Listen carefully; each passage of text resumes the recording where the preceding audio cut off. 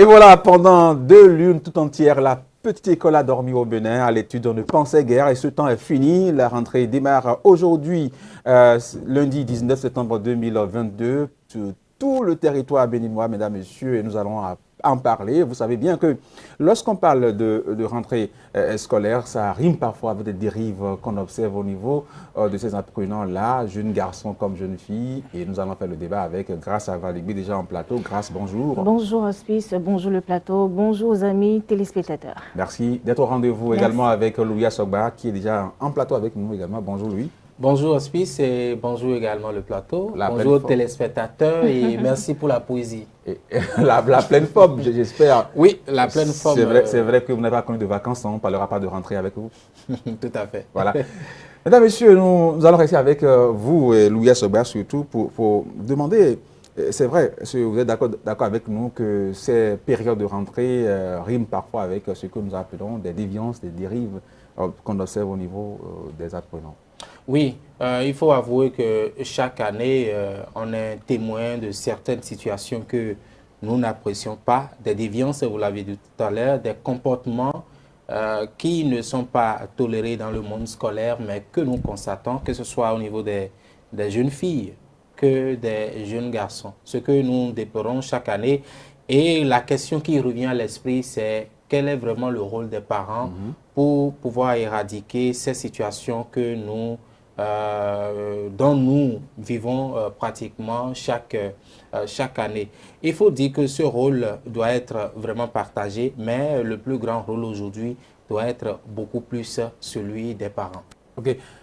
Grâce à Avaligbe, Louis Sogba l'a dit, c'est surtout au niveau des jeunes dames, des jeunes filles, des jeunes collégiennes qu'on remarque également beaucoup ces dérives. Elles sont parfois, à la base même, elles sont parfois victimes et aussi auteurs de ces dérives-là. Et bien sûr, au niveau des jeunes filles, des apprenantes, on constate par exemple des clubs de sextape, des clubs des filles qui sont tout le temps à la trousse des professeurs et tout. Et donc, ces choses interpellent forcément à la responsabilité des parents parce que ce sont bien évidemment des déviances qui ne sont quand même pas acceptées, tolérées dans le milieu scolaire. Voilà, je reste avec vous. Aujourd'hui, les parents, nous sommes aux premières heures de la rentrée scolaire au Bénin. Quel doit être le comportement, le discours d'un parent d'élève aujourd'hui à ces premières heures-là? Forcément, le parent d'élève, il doit quand même parler avec son enfant, il doit le mettre en garde surtout. Et quand le parent d'élève va commencer par constater ces genres de comportements, ces genres de dérives-là au niveau de son enfant, il l'interpelle et puis il le reprend très rapidement en fait. Et je pense qu'avec ça, avec voilà, l'interpellation et puis les conseils, ça pourra quand même aller. Les jeunes filles aujourd'hui, je pense que les parents, ils ont peur quand même de pouvoir être véritablement dans leur rôle d'éducateur parce que justement, ils ont peur que les filles ou les apprenants en quelque sorte les rejettent parce que voilà, aujourd'hui, un parent qui reprend son enfant, l'enfant le prend pour un ennemi, l'enfant n'a plus envie de suivre ses conseils, n'a plus envie de l'écouter. Le parent d'élève devient en même temps son ennemi et les parents ont peur quand même de jouer véritablement ce rôle d'éducateur-là. Et ce ne devrait pas être le cas. Ils devraient rester droits dans leurs bottes et jouer pleinement leur rôle parce que l'avenir de leurs enfants est en jeu. Louis Sogba, faut-il craindre donc cette rébellion de l'enfant pour ne pas aller vers lui inculquer la bonne éducation, la vraie? Mais il faut dire qu'aujourd'hui, on constate la démission parentale sur tous les plans. Okay. Les parents essaient de confondre l'éducation et l'enseignement. Lorsque vous confiez votre enfant à un enseignant, il est beaucoup plus instituteur, il forme. Il n'éduque pas, c'est vrai, il a quand même une responsabilité dans l'éducation. Okay. Mais la plus grande éducation aujourd'hui, c'est celle de la maison, ce n'est pas celle de l'école. L'école, c'est autour, si je prends un élève en classe de 3e, il a 7 professeurs. 7 professeurs, chaque professeur vient, déroule son cours normalement pendant 2 heures, 3 heures de temps, et puis c'est fini, il s'en va, un autre professeur vient. Mais ce que les parents sont en train de confondre aujourd'hui, c'est cette confusion-là, où on pense que lorsqu'on envoie son enfant à l'école, celui qui est à l'école, l'enseignant qui est à l'école, c'est lui qui est chargé d'enseigner et c'est lui qui est encore chargé d'éduquer. Moi, je dirais non, parce que lorsque vous avez votre enfant, la responsabilité dans l'éducation, ça vous revient. Parce que lorsqu'on parle de l'éducation, ce n'est pas forcément dans l'enseignement. L'éducation, c'est la société en général. Et tout ce que nous voyons dans la rue, à la maison, dans la famille, dans le quartier, on ne voit pas ça souvent à l'école. L'école a défini ses règles, l'école a défini ses normes et c'est pour former, c'est pour essayer d'enseigner une notion donnée. Mais lorsque vous prenez le parent, il est là pour contrôler son enfant. Il est là pour essayer, n'est-ce pas, d'attirer l'attention de l'enfant sur certaines déviances de la société. Mais lorsque nous constatons ça, il faut dire que d'une part, cette démission, on peut dire, c'est dû peut-être à la misère à un moment donné. Parce que lorsque vous êtes un parent, lorsque l'enfant vous demande peut-être quelque chose que vous n'arrivez pas peut-être à donner et que l'enfant, dans le quartier, commence par accompagner certains amis qui ne sont pas forcément, qui n'adoptent pas des comportements catholiques, vous allez voir votre enfant, ça veut dire que quelques jours plus tard, il va devenir ces enfants que nous voyons. Lorsque nous parlons de Gaiman, lorsque nous parlons de Sestap et autres, c'est la mauvaise compagnie. Et ça part de la maison lorsque le parent a démissionné, lorsque le parent n'assume pas correctement leur rôle. Est-ce que la pauvreté doit être une raison? Je donne l'un des facteurs. C'est vrai, j'ai parlé peut-être de la pauvreté. Je pouvais parler aujourd'hui également des parents qui ne sont plus ensemble. Lorsque le père et la mère ne sont plus ensemble et que les enfants sont à la charge seulement de la maman. Lorsque les parents sont à la charge seulement du papa. Lorsque je prends pour la mère célibataire qui est en charge de 2 enfants, qui devrait sortir le matin pour aller chercher ce que ses enfants devraient manger, qui devrait revenir pratiquement le soir, qui ne contrôle rien, le lendemain qui parfois déjà ne sort pas le heures, matin, mais qui sort rien que le soir. Qui sort rien que le soir. Donc, elle n'arrive pas en ce moment peut-être à canaliser ses enfants, à constater certaines déviances, à constater certains comportements que développent ses enfants. Et à partir de ce moment, l'enfant se retrouve dans une liberté totale. Lorsque l'enfant se retrouve dans une liberté totale, lorsque l'enfant n'a pas une voix d'homme dans la maison, la voix de son papa, la voix de quelqu'un, je vais dire, la voix autoritaire peut-être, il lui serait difficile de constater que les comportements qu'il est en train d'adopter ces derniers temps, ce sont de bons comportements. Donc, à partir de ce moment, ces facteurs-là qui sont réunis font qu'aujourd'hui, les parents démissionnent et que bonjour les déviances dans les milieux scolaires. Donc, je pense que le rôle beaucoup plus doit être centré sur la responsabilité des parents. Vous déniez le rôle d'éducateur aux enseignants? Non, je ne dénie pas. Tout à l'heure, dans mon intervention, j'ai dit, c'est vrai, quelque part, l'enseignant qui vient à l'école, qui devrait dérouler un cours de 3 heures, ben, ne doit pas laisser son cours en l'air parce que c'est un programme, tout est programmé. Maintenant, il dispose peut-être de quelques minutes pour donner des conseils à ses enfants, à ses apprenants, etc. Mais cela ne suffit pas. Lorsque l'enfant vient à la maison et qu'à 5 heures du matin, la maman, le papa ou bien les parents réveillent l'enfant pour dire voilà, le code de bonne conduite, tu dois faire ci, à l'école tu ne devrais pas faire ci. Quand par exemple un professeur te harcèle, il faut trouver la manière ou bien il faut dénoncer. Quand tu ne devrais pas avoir un portable Android dès maintenant, attends à tel âge d'abord avant d'avoir. Lorsque les parents essaient déjà de mettre en place cette machine qui consiste à conseiller de façon régulière leurs enfants, je crois qu'à partir de ce moment, le peu que l'enseignant doit donner à l'école de plus, l'enfant doit être vraiment un modèle dans la société. Justement, Auspice, pour revenir sur les facteurs que Louis était en train d'énumérer tout à l'heure, moi je pense qu'il y a également l'ambition démesurée. Aujourd'hui, nous savons qu'il y a les réseaux sociaux, il y a la télévision et donc les enfants, tout ce qu'ils voient sur les réseaux sociaux, sur Internet, sur les écrans, à la télévision, ils ont envie d'imiter en fait, oubliant que ce n'est pas forcément le quotidien réel de ces gens-là qu'ils exposent sur ces écrans et donc c'est déplorable et la responsabilité des parents est fortement engagée. On va encourager les parents à rester vraiment droits dans leurs bottes et à continuer à donner la meilleure éducation, l'éducation africaine que nous connaissons ici et pour assurer une meilleure avenir, une meilleure éducation, un meilleur avenir, j'allais dire, pardon, à leurs élèves, à leurs enfants. Louise, tout à l'heure, a défini quelques rôles des parents pour encourager, pour accompagner les enfants. Est-ce que vous trouvez qu'aujourd'hui, les parents ont toujours ce temps-là, en tout cas matériel, pour pouvoir faire un peu ce que dit Louis Assoba, quand on sait que voilà, le parent doit quitter la maison à 5 heures, à 4 heures, et pour aller au boulot et chercher de l'argent, revenir tard le soir, est-ce qu'aujourd'hui, vous trouvez que ce n'est pas aussi un handicap? Exactement, c'est aussi un handicap, un hospice. Aujourd'hui, le temps fait défaut aux parents, c'est vrai. Mais quand ils sortent de la maison, c'est clair qu'ils reviennent les soirs à la maison. Et je pense que ces soirées-là pourrait constituer quand même des moments d'échange entre les parents et les enfants.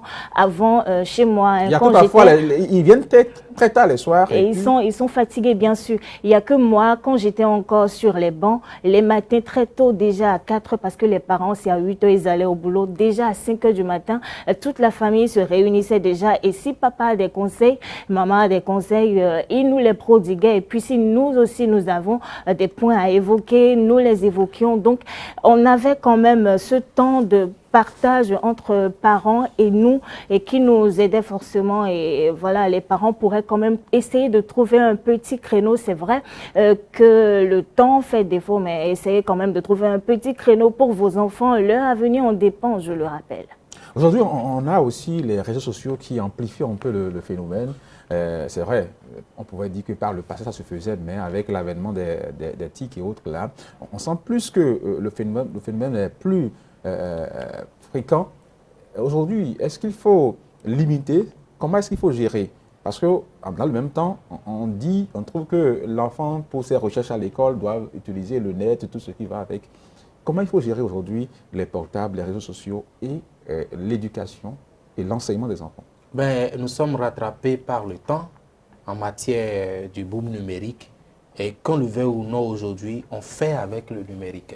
Qu'on le veuille ou non aujourd'hui, lorsque même vous refusez à votre enfant d'avoir un téléphone portable, il est capable d'avoir un téléphone portable à votre insu. Et il vous le cache, et puis c'est dans la nuit profonde qu'il essaie d'ouvrir son téléphone portable pour communiquer avec ses amis. Ce n'est pas aussi que vous avez failli à votre rôle de parent. Parce que lorsque vous êtes dans une maison avec votre enfant et qu'il a un téléphone portable, vous ne pouvez pas contrôler jusqu'au-dessus de votre enfant. Justement, les enfants, ils ont leur chambre pas forcément, même si écoutez, même si l'enfant n'a pas sa chambre à part, vous allez au boulot parce que vous n'allez pas rester quand même à la maison. Vous allez au boulot le matin. Mais si vous avez créé par le passé cette confiance entre vous et votre enfant, et il vous trouve comme son confident, il va vous le dire, j'ai un téléphone portable. Et c'est là aussi, justement, moi, je trouve la responsabilité des apprenants. Si eux aussi, ils ont à cœur leur avenir, ils ont à cœur leur destinée, je vois, et vont pas vouloir se livrer à cette déviance, à cette dérive, se donner à cette dérive. C'est leur destinée, c'est leur avenir qui est en jeu. Je le disais tout à l'heure, c'est vrai que vous voyez des choses sur les réseaux sociaux, sur les écrans, mais ce n'est pas forcément la vie, le quotidien réel de ces personnes-là qu'ils exposent. Donc, votre avenir est vraiment en jeu. Concentrez-vous sur vos études. Mon papa a l'habitude de dire quelque chose, c'est pas possible de mettre les deux doigts dans une même narine. Vous ne pouvez pas respirer. Donc, concentrez-vous simplement sur votre étude. Et peut-être à la fin de vos études, voilà, vous pouvez quand même vivre la vie que vous miroitez, la vie. Est-ce que votre papa a essayé une fois avec celui qui a un gros nez? C'est juste une blague. Yes, mais quand même. Ce que Grace est en train de dire, je suis entièrement d'accord, mais est-ce que ce n'est pas beaucoup plus la théorie? Parce que c'est difficile. Voilà, vous voyez, les enfants aujourd'hui, franchement, il est très difficile d'empêcher d'évoluer avec le numérique. Parce que qu'on le veuille ou non, peu importe les stratégies que vous allez, avec votre volonté, mettre en place, et du moment où ces enfants sont dans un milieu donné, où autour d'eux, il y a eu, je vais dire, cette maladie contagieuse, il serait vraiment difficile. Maintenant, moi, je dis, la solution, c'est de faire avec. C'est de limiter, en quelque sorte, qu'est-ce que je vais dire, les dégâts. Je peux évoluer avec un téléphone portable, mais essayer de montrer à mon enfant que, voilà, tu as un téléphone portable. D'abord, le téléphone portable est interdit à l'école. Maintenant, quand tu es à la maison, tu as un téléphone portable. Je ne contrôle pas, mais avec ta conscience, tu essaies de voir, j'essaie quand même de canaliser mon enfant. Mais dire que je vais catégoriquement dire, tu ne vas pas utiliser le téléphone portable, tout compte fait, l'enfant finira par créer peut-être une situation qui va vous obliger à dire, d'accord, prends le téléphone portable, fais ce que tu veux faire et tu ramènes ça encore. Donc, je pense que le problème est au juste milieu où non seulement il faut conscientiser l'enfant, mais de son côté de parent, il ne faut pas être catégorique sur toute la ligne parce que les enfants tels que moi je vois, lorsque vous lui refusez par exemple quelque chose, il pousse même parfois sa curiosité à savoir, mais qu'est-ce que les parents sont en train de me refuser? Mais qu'est-ce qu'il y a dedans et que les parents sont en train de me refuser? Donc, je dis aujourd'hui, les recherches aujourd'hui, lorsque un enfant qui est en classe de 3e, qui est en classe de 4e, vous lui demandez,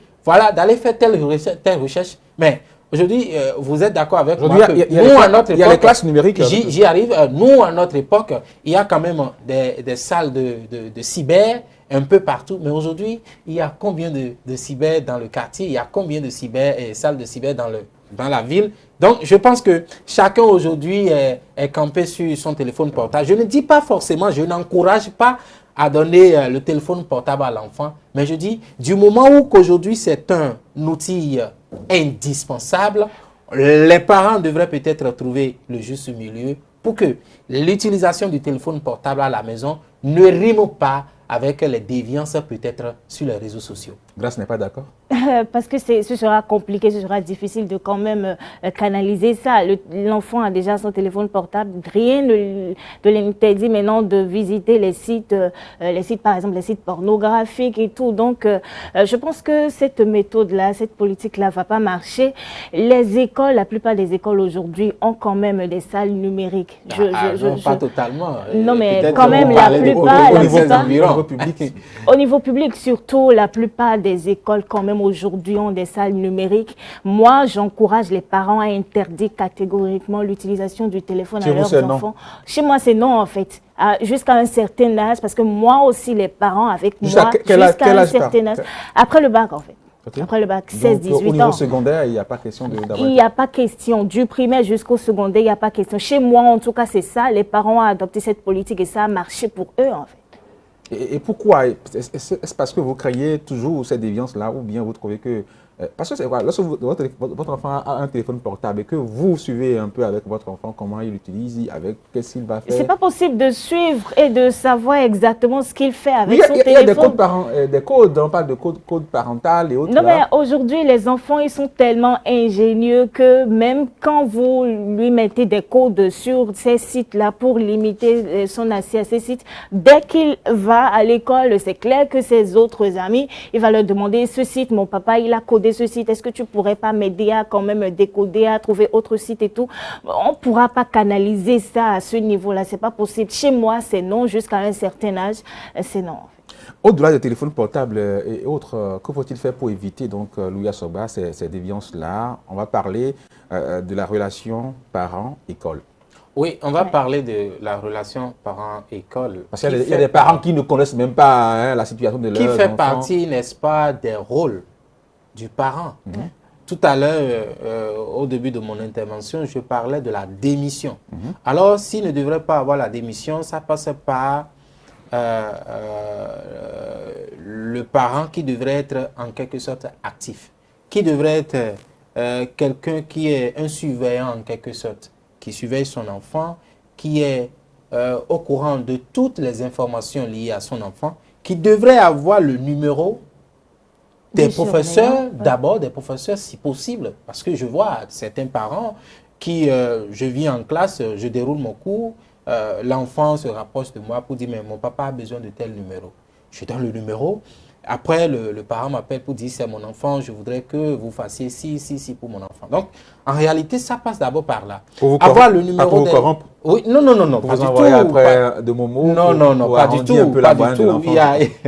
C'est juste pour avoir un œil sur l'enfant. Parlons sérieux, c'est avoir le numéro des enseignants, avoir le numéro également du surveillant général, par exemple, du directeur, du censeur, etc. Avoir ces numéros, c'est pour suivre l'enfant de près. Et non seulement, il ne suffit pas de rester loin et d'appeler là-bas. une fois pour dissuader peut-être l'enfant, vous débarquez à l'école un jour et vous allez voir le surveillant pour dire mon enfant est dans telle classe, je veux voir son cahier de conduite, il a combien de... est-ce qu'on lui a collé d'heures, c'est par rapport à quoi, etc. Donc, vous avez en retour ces informations-là avec lesquelles vous travaillez à la maison. Lorsque vous revenez à la maison, puisque vous avez déjà ces informations, vous êtes maintenant dans le rôle d'éducateur, de quelqu'un qui est capable d'informer votre enfant de ce que vous avez été informé de certains faits, de ces comportements. Et par conséquent, vous ne devrez pas, vous devez faire tout possible pour canaliser ça. L'autre chose que moi, j'essaie de ne pas comprendre chez les parents, c'est beaucoup plus parfois même l'habillement et ses consorts. C'est vrai que l'école aujourd'hui a fait tout possible pour réguler la manière dont la fille, la forme de kaki, de tenue qu'elle devrait porter, le garçon également, mais qu'on le veuille ou non, il y a des parents qui voient leurs enfants avec des cheveux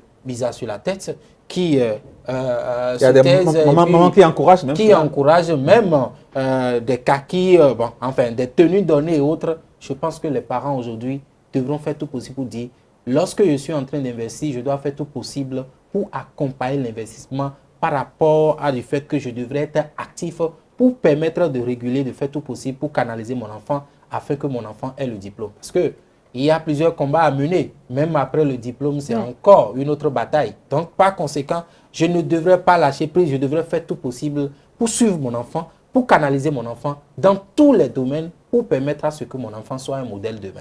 Et justement, ces parents-là qui tolèrent ces genres de comportements au niveau de leurs filles et tout, ne sont pas du tout en train d'aider leurs enfants. Il faut qu'on décourage ces parents-là. C'est pas normal que vous voyez, vous remarquez sur la tête de votre enfant de cheveux bizarres. Je ne sais pas si vous pensez que mes cheveux, ils sont bizarres. Non, mes cheveux, ils ne sont pas bizarres. Et ces parents qui voient, qui constatent que voilà, leurs enfants adoptent des comportements qui sont quand même pas bons.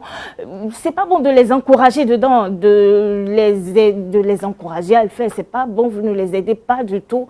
Nous vous décourageons ici sur ce plateau parce que l'avenir de leur avenir nous importe aussi parce qu'ils sont dans le pays. S'ils sont demain de grands cadres, c'est à notre actif, c'est pour notre bonheur, c'est pour le développement du pays. Donc, la finalité, nous voulons avoir le résultat aussi et tout. Donc, les parents qui font ça, nous ne sommes pas d'accord. Arrêtez d'encourager vos enfants à adopter de ces comportements. Parole de grâce. Et tout à l'heure, quand Louis Assoba parlait de la relation parent-école, il a parlé des numéros. Mais là, c'est lorsque l'enfant vous donne le vrai numéro, parce qu'il y en a qui sont tellement rusés et qui inventent un numéro, qui négocient même avec un ami, et qui fait le professeur, et qui fait le surveillant, et qui vous dit que tout va bien, alors que ce n'est pas vraiment le surveillant, que ce n'est pas vraiment le professeur. Je pense que Louis aussi a eu le soin de dire quand même que le parent, une fois le mois, peut quand même débarquer dans l'école. Je pense que le parent, en début d'année, aujourd'hui, lundi déjà, si ces parents-là ont le temps en journée, ils pourront quand même aller à l'école et prendre d'eux-mêmes ces numéros-là, le numéro peut-être de l'administration, du surveillant, du censeur ou de ces quelques professeurs-là qui vont venir déjà en matinée, prendre d'eux-mêmes ces numéros. Les enfants ne pourront pas les duper après, en fait. Oui, on parle des parents, mais il faut pas, c'est à oublier peut-être qu'au niveau même des écoles, c'est pas la vie rose. Il y a des professeurs qui sont vraiment ce qu'ils sont et qui même poussent les jeunes filles à aller vers ces dérives-là. Bien sûr, le harcèlement. Et aujourd'hui, nous avons quand même la grâce d'avoir un gouvernement qui pense à quand même réduire ces choses-là en milieu scolaire. Nous avons l'Institut national de la femme aujourd'hui qui s'occupe de ces questions-là, des questions de harcèlement sexuel et puis des questions sur le genre. Et donc, ces enfants-là, ces apprenantes-là, dès qu'ils constatent qu'il y a un professeur qui commence par les harceler. Par leur faire les yeux doux. Par les faits, les yeux doux, parce que c'est par là ça commence, et de là ça commence justement les yeux doux, les gestes, les signes, les souris et tout. Va au tableau et va m'acheter à manger. Exactement, tout ça. C'est déjà refusé, c'est interdit. C'est interdit. Et ces élèves-là, elles ont la possibilité d'aller dans ce centre-là, cet Institut national de la femme. Il y a également un numéro bien sûr, un numéro vert qu'elles pourront appeler pour dénoncer. C'est gratuit et puis vous êtes pris en charge et ce professeur professeurs-là, on les décourage. L'Institut se charge de le décourager pour qu'il ne continue pas. Donc, Oui, vous connaissez le phénomène ben, professeur. je souris depuis parce que vous rejetez. Vous êtes professeur. Oui, vous rejetez peut-être le tort sur le professeur. Je ne défends pas de professeur parce qu'il y a quand même des professeurs. Ça vous est une fois arrivé de faire ça? Non, pas du tout. Je ne défends pas des professeurs parce que les professeurs, il y en a qui sont vraiment vicieux et qui, il y en a d'autres qui sont responsables, qui sont conscients de leur job et qui ne sont pas là pour parler de ça, fouiller parmi les filles et autres. Mais de ce côté, puisque le thème de notre émission, nous sommes en train de parler des du parents, rôle, oui, mais c'est juste pour chuter, on a fini. J'essaie quand même de dire également que chaque parent devrait éduquer sa fille, notamment les filles qui, à un âge donné, bon, âge de que chaque enseignant aussi quand... peut parce éduquer que, son en réalité, quand est-ce qu'on parle de harcèlement, quand est-ce que le harcèlement s'installe entre le professeur et peut-être l'élève? Tout à l'heure, vous avez parlé de l'élève qui fait des yeux doux pour le professeur. Moi, je dirais que... On a parlé du professeur qui fait des yeux doux. Oui, il y a aussi l'inverse. Il n'y a que des élèves provoquent également. Pourquoi vous allez voir ces yeux des enfants-là pour trouver qu'ils sont doux ou pas? Là où je vous êtes venu pour votre cours. Là où je voudrais en venir... Si les yeux de la jeune fille sont doux ou pas, j'ai dit tout à l'heure, j'ai commencé par dire que je ne suis pas un défenseur, mais je suis en train de faire juste le constat. Ok, d'accord. Vous avez des filles qui sont des filles paresseuses, sur toute la ligne, qui ne sont pas là pour travailler. Et votre rôle d'éducateur de l'amener à travailler. Qui sont là à faire tout possible pour avoir des notes sexuellement transmissibles. Il y en a. Maintenant, aujourd'hui, c'est vrai, on situe la responsabilité. Quand tu es éducateur, quand tu es enseignant, et tu es devant l'élève, tu dois considérer l'élève comme ton enfant. Mais au-delà, je dis, le parent aujourd'hui devrait faire en sorte que sa fille, normalement, puisse travailler. Lorsque la fille travaille, parce que le harcèlement, moi j'ai constaté que c'est souvent à l'endroit des filles qui ne travaillent pas. Parce que la fille qui travaille, je ne vois pas ce qui lui manque pour être peut-être la victime. Il lui manque ce professeur élégant. Harcèlement. Non, allons au-delà. Mais je dis, aujourd'hui, ce qu'on devrait faire, on devrait faire en sorte que les filles puissent faire tout possible pour prendre le travail comme seul outil, seule arme pour réussir. Voilà. Sinon que lorsque vous avez la fille, vous l'encouragez, vous ne la suivez pas à la maison, vous ne contrôlez pas ses notes, mais vous exigez d'elle à ce que la fin de l'année, qu'elle puisse réussir. Alors si elle ne trouve pas la meilleure stratégie pour avoir de bonnes notes, elle va inventer une autre stratégie qui n'est rien d'autre que faire peut-être des yeux doux pour des professeurs. Attention aux yeux doux.